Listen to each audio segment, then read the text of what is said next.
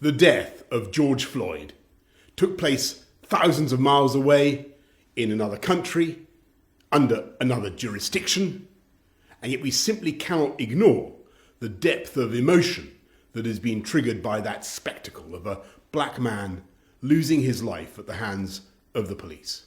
In this country and around the world, his dying words, "I can't breathe," have awakened an anger and a widespread and incontrovertible, undeniable feeling of injustice.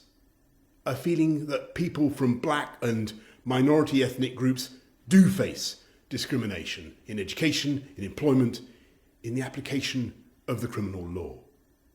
And we who lead and who govern simply can't ignore those feelings because in too many cases, I'm afraid, they will be founded on a cold reality.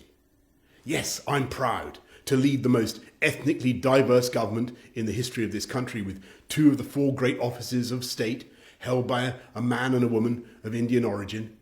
And yes, I'm proud of the work I began to lead more than 10 years ago to recruit and promote more young black people in the police and other walks of life. This country has made huge strides.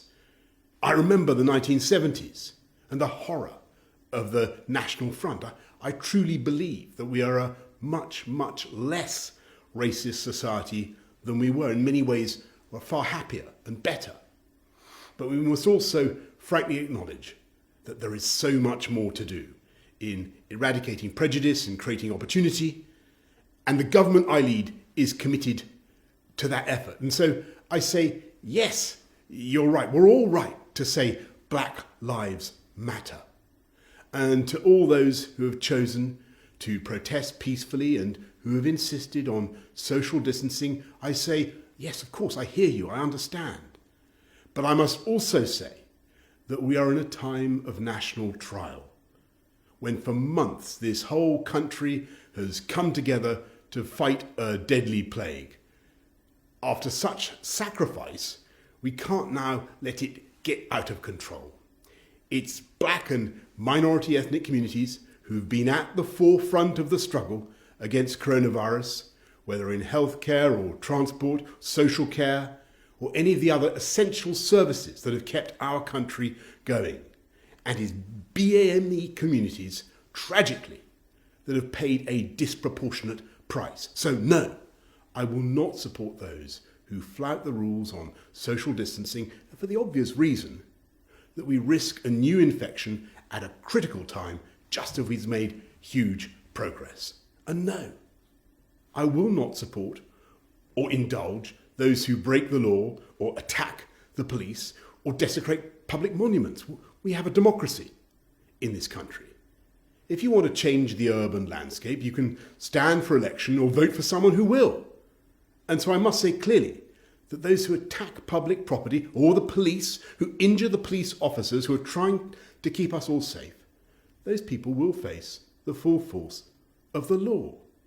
Not just because of the hurt and damage they're causing, but because of the damage they're doing to the cause they claim to represent. They're hijacking a peaceful protest and undermining it in the eyes of many who might otherwise be sympathetic. And as a society, we can and must do better. This month, on the 22nd of June, we celebrate the arrival of the Empire Windrush in 1948. And we remember the contribution of the Afro-Caribbean workers in the NHS and across all public services who helped to rebuild this country after the war. And today, once again, we face a great task to relaunch this country after coronavirus.